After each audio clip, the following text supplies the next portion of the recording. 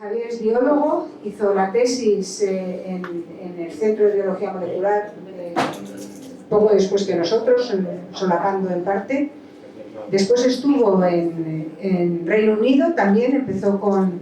es genetista, tú eres genetista de trabajar con moscas como la base para conocer cómo somos los demás, y tiene un interés mucho más amplio que el que solo se queda en un campo de la ciencia, sino que con tu labor como periodista has aprendido a saber de muchos temas de ciencia, y en particular no a saber de los temas, sino para mí lo que más me gusta de Javier es que identifica aquellas cosas que hacía falta saber, y cuando aparecen les pone en su justo valor y nos las cuenta, y es muy crítico y muy riguroso. Tiene una visión muy peculiar y muy particular y muy interesante para mí de los temas.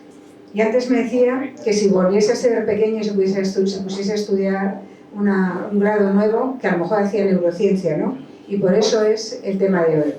Nos lo va a dar sin PowerPoint, acepta que hagáis preguntas sobre la marcha y va por ustedes. Agradece que hagáis preguntas. Así que aquí tenemos Javier San Pedro. Muchas gracias.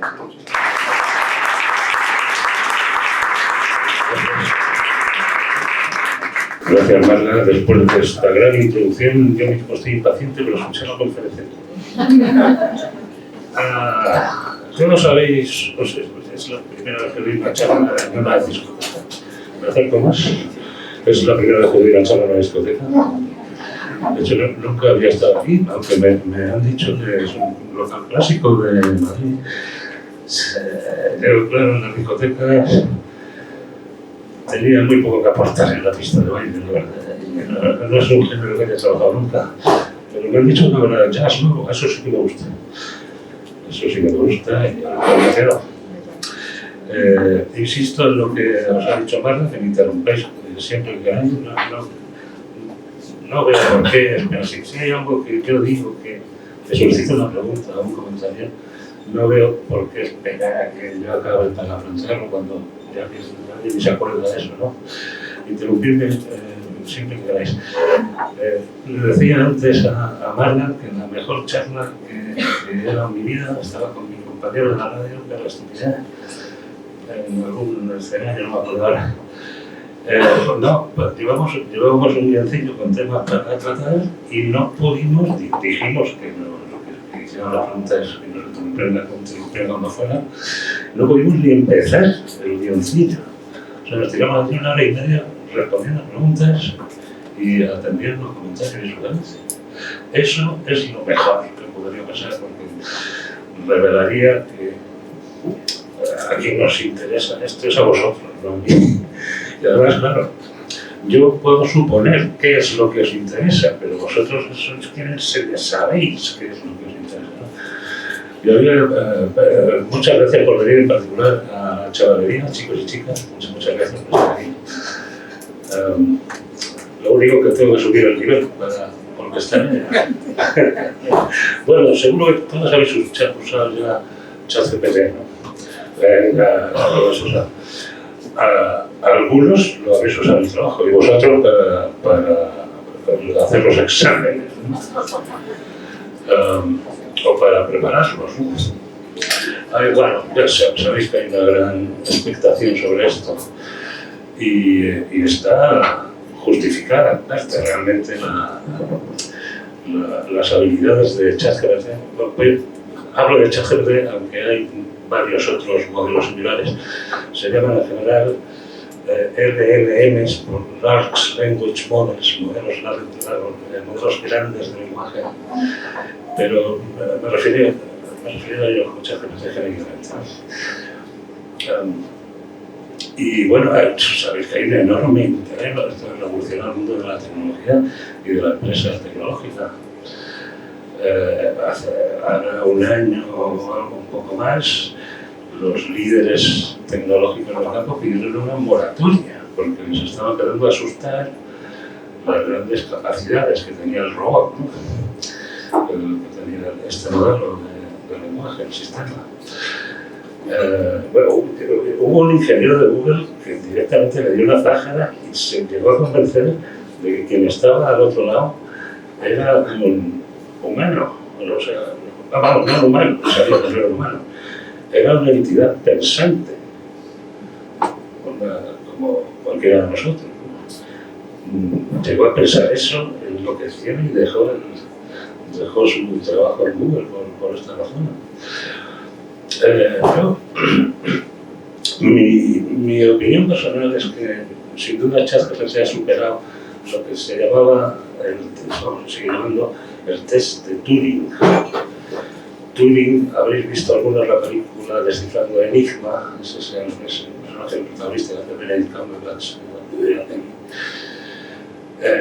Fue el pionero de la inteligencia artificial, ¿no? Su trabajo durante la Segunda Guerra Mundial, entre otras cosas, para descifrar la Enigma, que era el código, las máquinas de código de los submarinos alemanes, tuvieron una importancia grande en la resolución de la Segunda Guerra, al menos en esa parte del frente. Y bueno, al mismo tiempo que empezaba con todas estas cosas, estaba pensando sobre el futuro, claro, y diseñó lo que conocemos como test de Turing, que es cuando un humano no sepa si lo que tiene al otro lado de la pantalla, ¿no? Hablando por el correo electrónico o cualquier otro medio donde no tenga su interacción personal, ¿no? Cuando un humano no sepa si el que está al otro lado de la pantalla es un humano o una máquina, es que la máquina es inteligente, ¿no? Era el test de Turing. El test de Turing, yo creo que ChatGPT ha superado este test con creces. Por ejemplo, si le preguntas, esto no quiere decir que sea un gran sabio. Si le preguntas una pregunta favorita que le hago a todos estos sistemas cada vez que me encuentro de nuevo es ¿por qué hay algo en lugar de nada? Es una pregunta a muy mala uva porque es que no se puede responder. Nadie sabe por qué hay algo en lugar de nada. Puedes saber o creer saber por qué el universo es como es, pero ¿por qué hay un universo en lugar de no haber ninguno? Realmente es una pregunta que no tiene respuesta. Entonces, el sistema, todos estos sistemas responden así. Es una cuestión muy interesante y que conduce a muchas ramificaciones. Ya Leibniz planteó esta cuestión en tal siglo y tal. O sea, digamos que te hace primero una envolvente, te da media verónica y luego empieza a hablar de otra cosa, ¿no? Es exactamente lo que haría un humano lo que le das esa pregunta.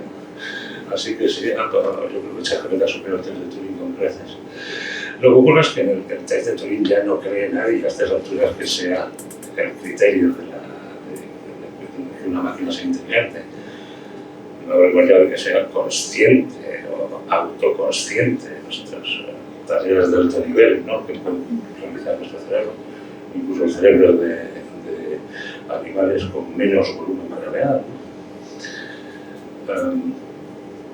Así que el ingeniero de Google, ese Lamora, por cierto, que uno de los que pidió esa moratoria de la que hablaba antes era Elon Musk. Ese parece que ríe la moratoria para poder vender sus sistemas antes de empezar a usarlos por software libre 1 millón de personas en el planeta, ¿no? Porque habréis seguido lo de DeepSeek, me está yendo por la nube. Puede volver al planeta Tierra. Demis Hassabis, que es el director científico de DeepMind. DeepMind es una empresa científica de inteligencia artificial, como saben en Londres, que compró Google hace ya unos años. Pero se dedica a hacer ciencia, no a vender videojuegos. Y la da el premio Nobel, este es el último premio Nobel de física, de hecho, por este tipo de sistemas. No es ChatGPT exactamente, es de otra empresa, pero en el desarrollo de todo este tipo de sistemas. Él dice que no estamos a punto de ver una singularidad, un salto a la superioridad de la máquina sobre el humano. Y que con este tipo de aproximaciones, de modelos de lenguaje, no vamos a llegar nunca. De hecho, ChatGPT ya se ha tragado la Internet entera, porque se alimenta de textos, así que se ha tragado toda la literatura universal, todos los periódicos que tienen una copia en la red y toda la Internet entera. Y no puedes seguir mejorando, ya más, ¿no? Porque esa es su gasolina. Se ha hablado de seguir entrenando estos modelos con textos generados por inteligencia artificial, pero esto a mí me recuerda a la intención de volar tirándose los cordones del zapato, ¿no? En fin, estos sistemas están a punto de saturación, ¿no? Esto nos han fascinado durante 2 o 3 años, pero están a punto de saturar. Y se requieren, dice Hassabis, otros 4 o 5 grandes descubrimientos disruptivos en otras áreas para poder llegar a lo que se suele llamar ahora una inteligencia artificial general, que es algo más parecido a la inteligencia general que tenemos nosotros, ¿no? El tipo de inteligencia que te puede llevar a resolver un problema que nunca te había encontrado o que nadie se había encontrado nunca, ¿no? Eso es la inteligencia general. No está al alcance de la capacidad de ChatGPT. Y volveremos a la inteligencia artificial al final de esta charla, que es sobre nuestro cerebro, no sobre ChatGPT. Bien, Phineas Gage. Si alguno aquí ha estudiado neurología, psicología o neurociencias, tengo aquí, no soy orador, pero tengo aquí un discurso. Phineas Gage. Esto para que no se me olvide tratar los puntos que quiero tratar.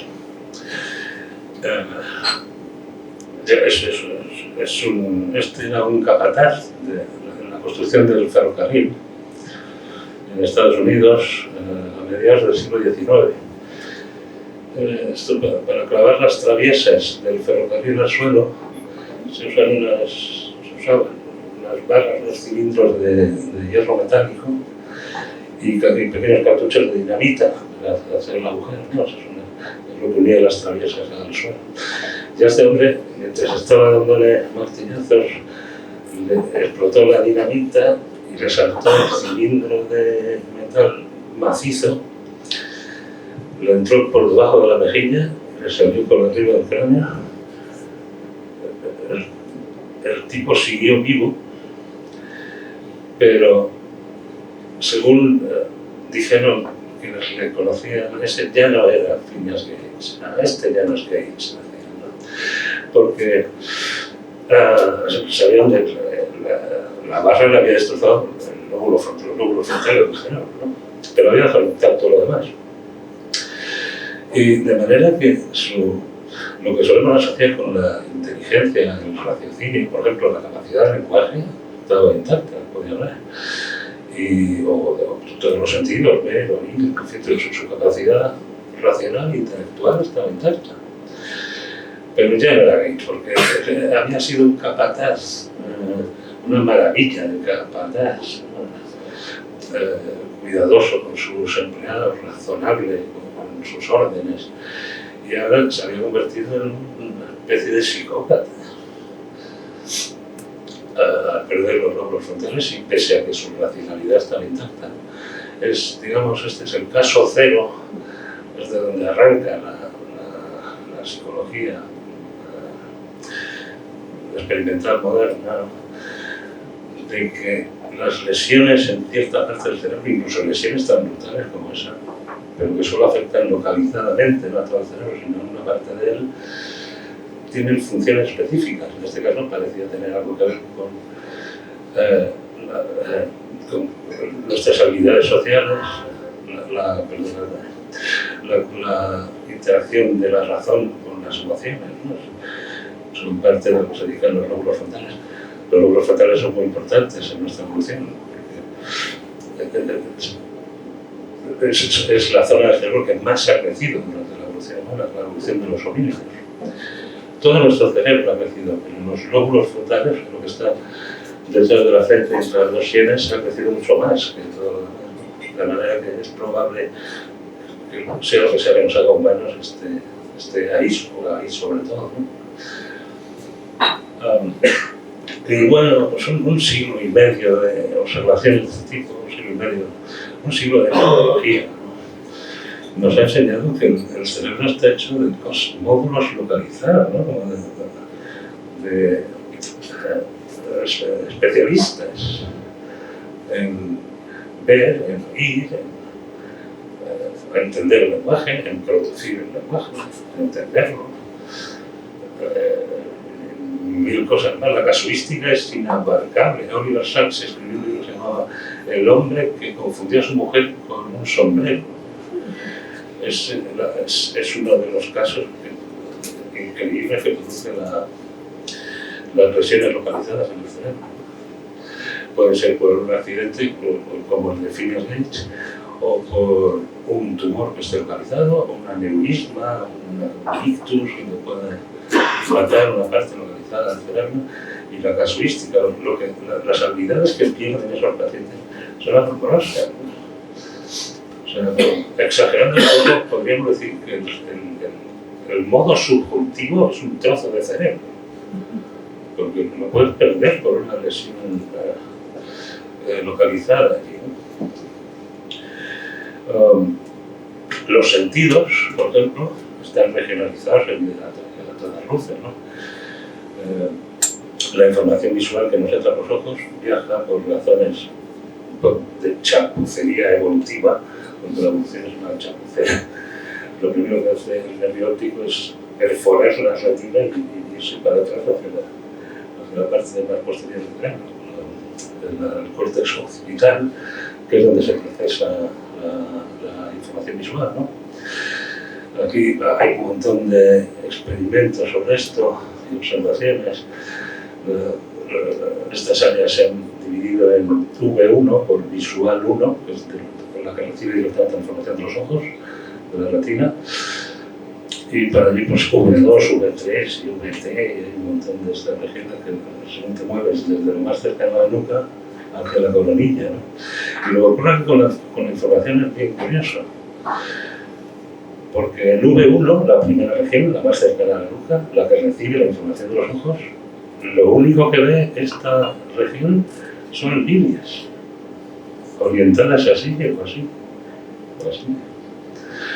Es decir, hay neuronas que responden a una línea vertical, otras un poco más aquí, otras a esta, y así como 10 o 12. Y esta V1, esta región primaria, manda esa información a V2 para entendernos, y van subiendo, y cada área de estas añade un paso de abstracción a la información. Por ejemplo, podemos ver ya no líneas, sino polígonos, formas bidimensionales, un pentágono, aunque está en perspectiva. Pero tú sabes que es un pentágono, ¿no? Y de ahí los objetos tridimensionales aparecen más arriba en esa jerarquía de abstracción progresiva.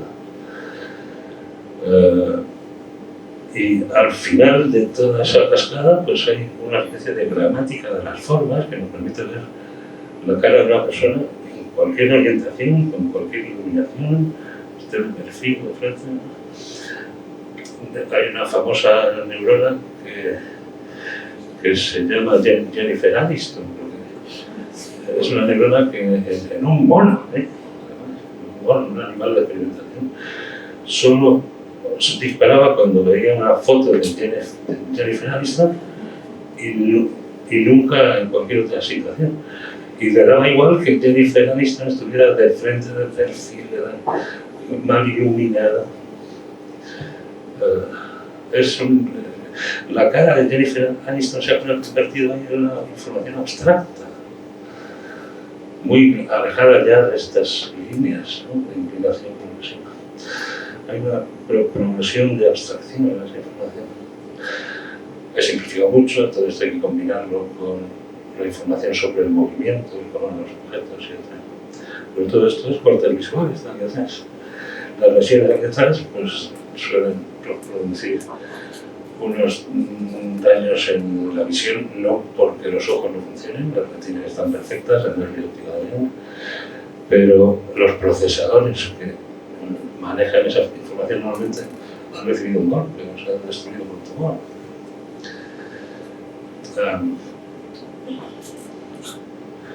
Lo mismo vale para el resto de los sentidos. La información auditiva empieza a procesarse en los lóbulos temporales, están encima de las dos orejas, ¿no? Aquí la localización es más lógica, ¿no? Porque cerca de la oreja está lo que procesa la información auditiva. Y el tacto está en un famoso, lo habréis visto, un famoso homúnculo, que es la representación de una persona, o sea, de mi cuerpo, la representación de mi cuerpo está aquí, como unos cascos, como si fueran unos cascos, ¿no? Y ahí, aunque el tipo está al revés, ¿no? La cabeza está abajo, luego viene el tronco, las piernas, y está horriblemente deformado, es horrible, porque claro, no todas las partes del cuerpo tienen la misma importancia para el cerebro ni reciben tanta información. La cabeza, la cara es enorme, puesto que para nosotros es muy importante, ¿no? Como especie es muy importante distinguir la cara de una persona. Si esa persona es mi amiga o viene armada con una piedra, ¿no? O si alguien está triste o contento, ¿no? La cara, entonces, ese músculo es enorme. Las manos también, porque la información táctil de las manos es muy importante para nosotros también. Bueno, y lo mismo se podría decir del resto de los sentidos. Ahora bien, ya que estamos con el homúnculo, un momento, tengo una cerveza aquí. Sabes que hay que callar y no me dejáis ni beber. Ya os he dicho que preguntéis, porque si no, no puedo verme ni ver.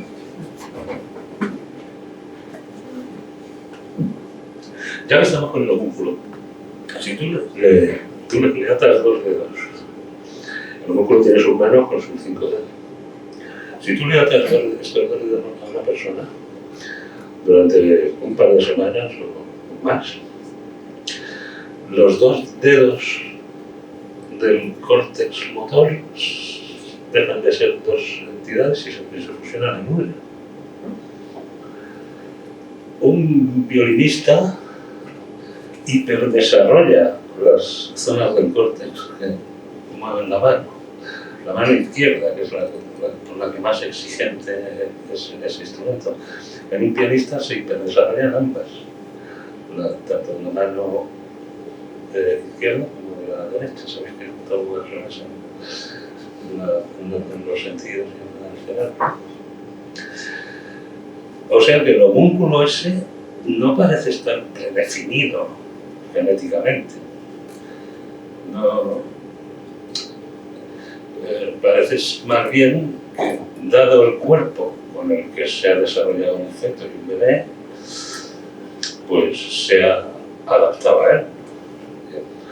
Y puesto que le viene mucha más información de la cara y de las manos que del resto del cuerpo, pues esas zonas son las que más ocupan en el homúnculo táctil, o somatosensorial, es el término técnico. Javier, Dígame. porque te vas un poquito con un traguito de cerveza. Eso que comentabas antes del Pentágono, que tenemos, digamos, visualizamos en la parte trasera del cerebro, ¿no? En esas líneas, me imagino que ocurre prácticamente desde que somos niños, ¿no? Cuando una persona... Pero no independientemente de la experiencia. Incluso en un feto está recibiendo información visual. Y un bebé, por supuesto. Incluso aunque un bebé recién nacido no debe ver una cosa. Pero esos sistemas se construyen mediante la experiencia visual. Incluso llamando experiencia visual a lo que tiene un feto muy avanzado. O sea que eso es diferente de las estructuras, por ejemplo, del lenguaje de las que hablaba Chomsky, ¿no? Que están recomendadas, ¿no? No, pero vamos a ello precisamente. Pero lo que quería comentarle, por terminar con el Pentágono, es tenemos eso de acuerdo con la experiencia y demás desde el nacimiento prácticamente, ¿no? Espera que si no se graba. Sí, estaba comentando Este tema de boca, yo. Bájale.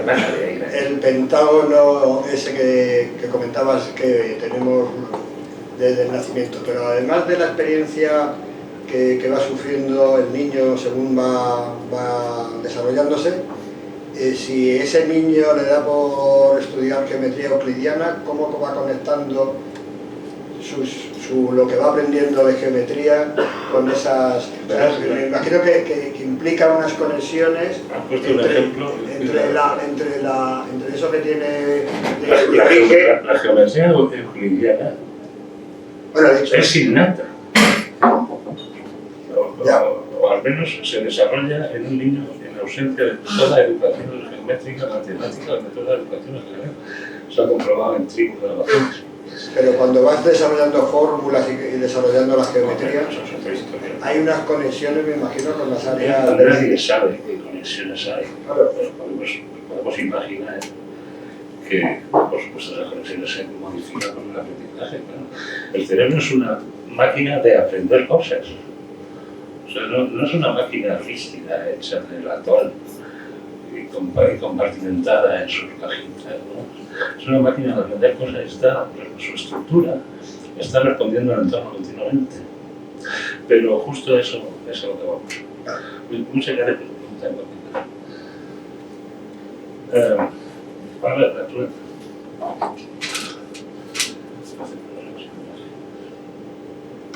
Bien. Lo que pasa es que parece que tiene más volumen. Sí. El color es la máquina. ¿Ahora mejor?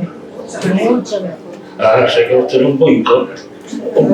Un boicot del ingeniero de sonido. Realmente. ¿Qué iba a decir? Sí.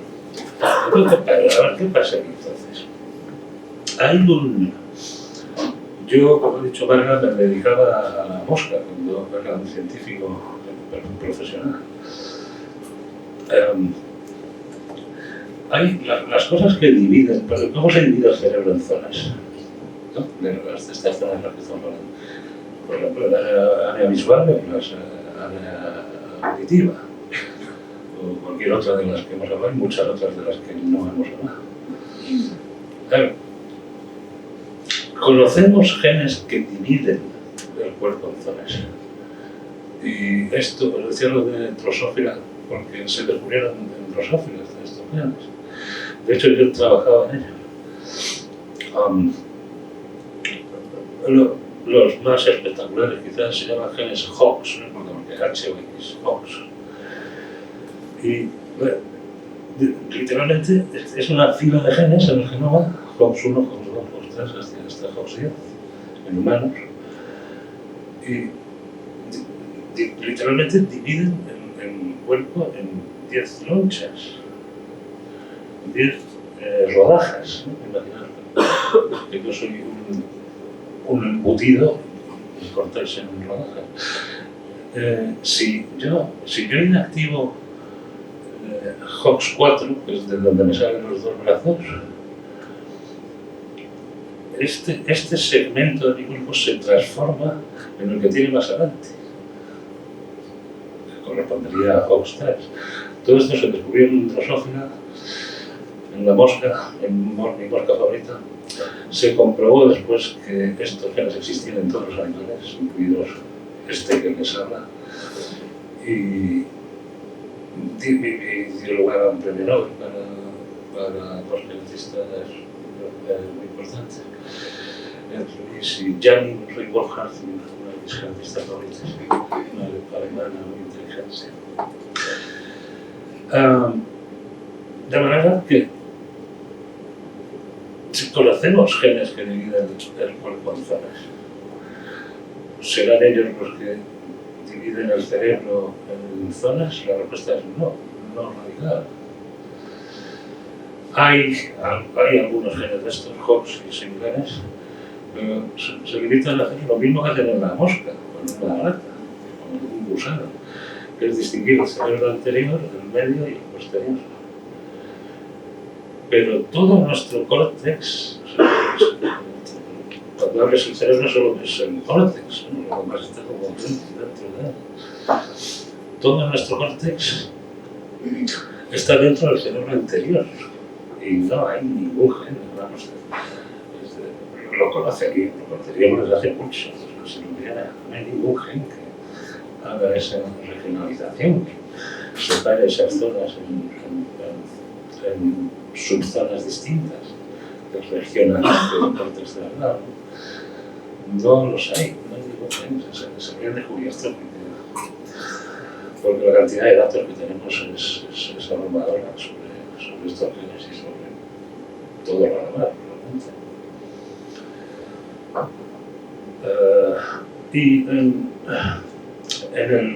Llegando a lo mismo desde un área científica muy distinta, hay un neurólogo, un neuroanatomista muy importante del que seguro que no habéis oído hablar. Habéis oído hablar de Cajal, pero no habéis oído hablar de Vernon von Kastel, que es tan importante como Cajal, posteriormente, trabajando en los años 50 con el mismo propósito de Cajal, de ver qué hay aquí, qué hay en el córtex, aquí, córtex o corteza cerebral, ¿no? En la capa más exterior del cerebro. Suelo decir córtex porque te van a tener que decir corteza cerebral. Si dice corteza, todo uno piensa en un árbol.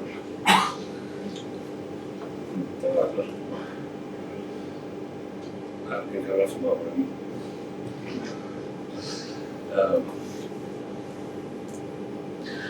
Bien, von Kastel percibió en los años 50 que, después de estudiar exhaustivamente, claro, y con técnicas más avanzadas que las de Cajal en aquella época, que todo el córtex es igual anatómicamente. Es todo lo mismo. El córtex lo podéis imaginar como una servilleta de estas grandes de los restaurantes. Más o menos es lo que mide. Un par de milímetros de grosor y ese tamaño, una servilleta. Como la servilleta no cabe en el cráneo, pues se tiene que arrugar, ¿no? Y por eso lo vemos tan arrugado. El proceso es lo suficientemente preciso como para que esas arrugas sean estereotípicas, ¿no? Que las encuentras en el mismo lugar en toda la persona. Y no sabemos a qué se debe esto, pero bueno, vamos a intentar no perder pie con el hilo narrativo, si es que hay alguno en esta cosa que estoy haciendo. Todo el córtex, mirado con las técnicas neuroanatómicas, no es precisa, es igual. Tiene, si ves en el grosor de la servilleta, ¿no? En los 2 milímetros de grosor, está dividido en 6 capas, como si la servilleta estuviera hecha de 6 capas finitas, ¿no? Esas capas las describió Cajal, se enumeran del 1 al 6, ¿no? Los neurólogos saben lo que son, y que si en la segunda capa hay neuronas piramidales que tiran son para abajo y reciben información de las dendritas. Es una estructura estereotípica. Y von Kastel vio algo más, que es que las conexiones que forman estas neuronas también son estereotípicas. En la capa 2 tira conexiones, no me acuerdo de memoria, pero es este tipo de cosas. La capa 2 tira conexiones a la capa 3 de la neurona de la columna del lado. He dicho columna.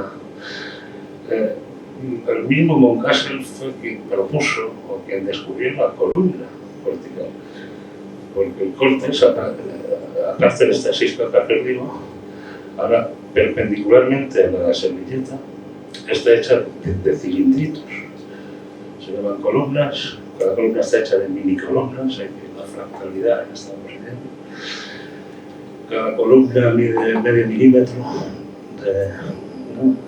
en la superficie del córtex, ocupa medio milímetro, de manera que habrá unos 2 millones de columnas en todo el córtex. Y son todo lo mínimo. Y además tienen un patrón de lesión estereotípico. De todas las luego en una columna y cada lado tienen el mismo tipo de charla entre ellas que en el área visual, en el auditiva, en el lóbulo frontal que perdió Phineas Gage con el pepinazo de la barra de hierro macizo. Es todo igual, no hay una diferencia. Los antemandan que ni por criterios genéticos, como vimos antes, ni por criterios anatómicos, hay una menor diferencia entre esos supuestos modos de especializar del cuerpo. O sea, no, la cosa no va así. Es mucho más interesante que todo eso, seguramente. Realmente sería muy extraño que en un bicho como nosotros, que hemos evolucionado a partir de algo muy parecido a un chimpancé en solo 6 millones de años, la evolución es extraña. 6 millones de años. Los dinosaurios se extinguieron hace 70 millones de años. La vida surgió hace 4.000 millones de años.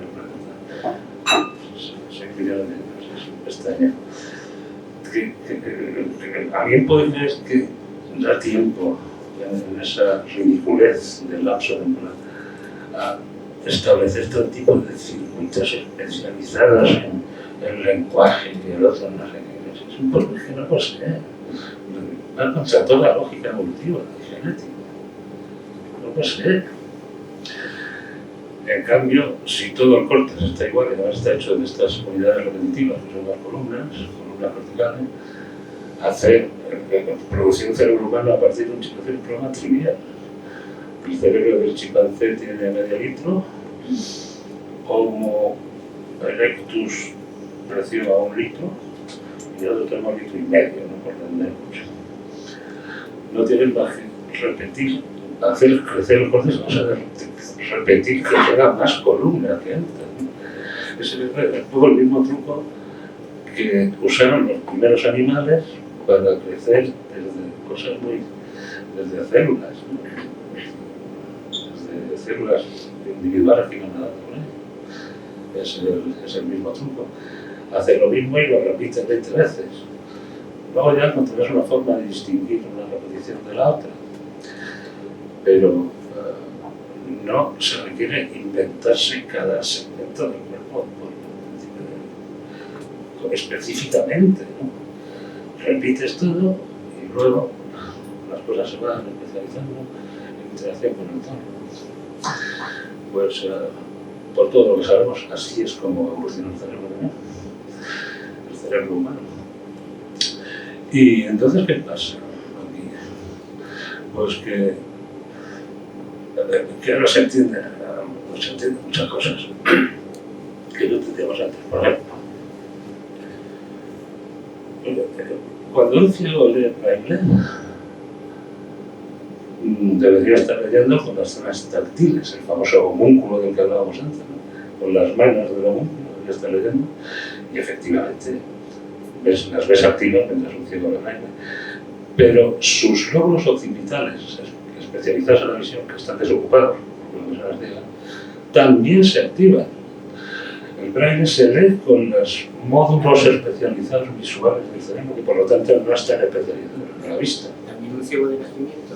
También un ciego de nacimiento. De hecho, el más exagerado en un ciego de nacimiento. No, estos efectos, con las técnicas microscópicas suficientemente de resonancia magnética funcional y demás suficientemente precisas, se pueden ver en 2 semanas. A las 2 semanas de que una persona haya perdido la vista y empieza a evaluar el mundo con su tacto, se ve la activación en los lóbulos occipitales, los lóbulos visuales posteriores, cuando está leyendo braille. Y ahí, en fin, claro, si todo el córtex es igual, pues unas regiones pueden sustituir a otras cuando una se queda sin entradas, ¿no?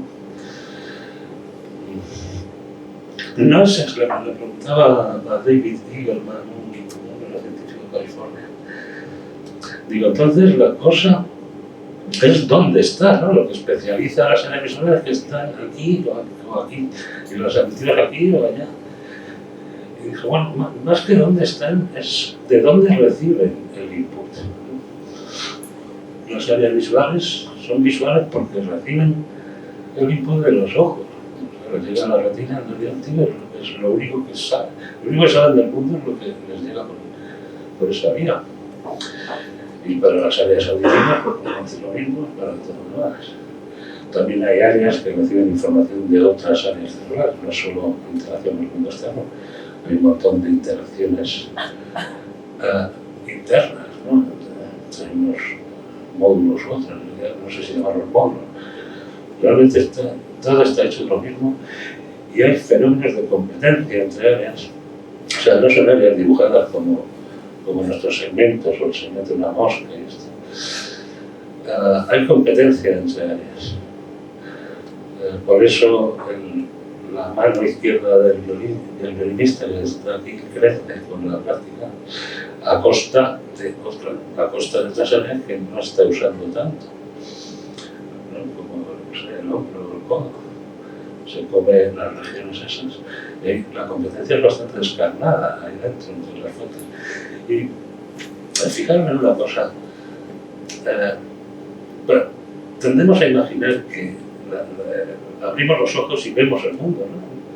Yo abro los ojos y veo que hay aquí 50 personas, que una está en la barra, lo veo con tal facilidad que no se me ocurre la magnitud del problema computacional que supone eso, ¿no?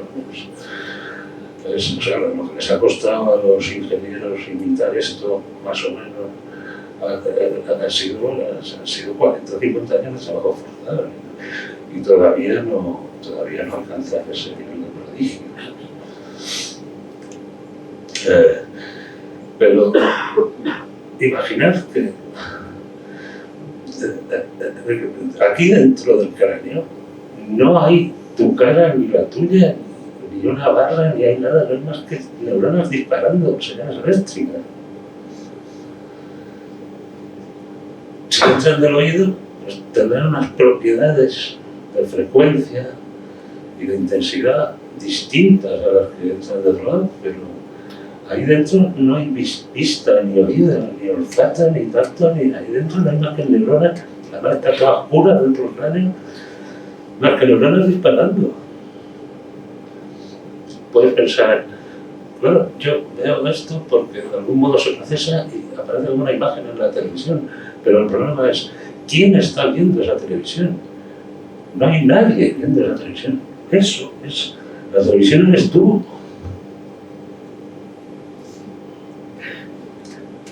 Este es un silencio dramático porque sé que es una idea difícil de captar. Y bien, pues todo el cerebro que es. Ojo, yo no voy a hablar tanto en vídeo. Pues no, está bien, ¿no? Para ir a otro. Todo el córtex es igual, pues, aunque me acusará alguien de estar redondeando, pero es la idea básica de lo que yo también digo. Es que todo el córtex es igual, que los supuestos módulos especializados solo están especializados por el input que reciben y que no tenemos ni la menor idea de cómo funciona su unidad básica, que es la columna cortical. De manera que los sistemas de inteligencia artificial que están inspirados en el cerebro humano, no están. Pero como me decía Rafael Juste, un neurocientífico de la Universidad de Columbia en Nueva York,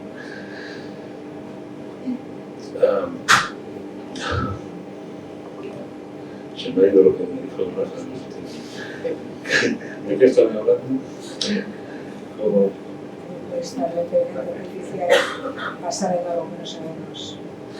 Exacto. La inteligencia artificial actual se basa en la neurología de los años 60. O sea, de todo esto que acabamos de tratar aquí, las redes neurales y los modelos grandes de lenguaje no tienen ni idea. Sí, imitan a la neurona en el sentido crudo de que reciben información de varias dendritas, la procesan y emiten un solo axón. Están inspirados en ese sentido. También hay una organización en capas que puedes considerar análoga a las capas de abstracción que veíamos antes en el sistema visual. Pero, puesto que todavía no sabemos cuál es la clave del funcionamiento del córtex cerebral humano, los ingenieros no pueden imitarla hasta que los neurólogos no digan cómo va. Así que sé que la inteligencia artificial ha logrado, ha hecho logros prodigiosos, no tengo la menor duda de eso.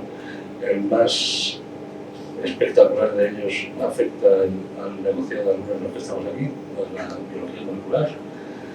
Se llama AlphaFold, fue desarrollado por Demis Hassabis, premio Nobel, último premio Nobel, y consigue predecir la estructura tridimensional de la proteína de una tacada. Determinar la estructura tridimensional de una sola proteína podría ser una tesis doctoral hace años. Y este cacharro hace 200 millones de estructuras antes de ponerse a desayunar. Estos son logros, también podemos verlos en los asistentes, en los chatbots, pero estamos todavía muy lejos de una inteligencia general artificial, por la sencilla razón de que no sabemos cómo funciona la nuestra. Y dicho esto, muchas gracias, señores.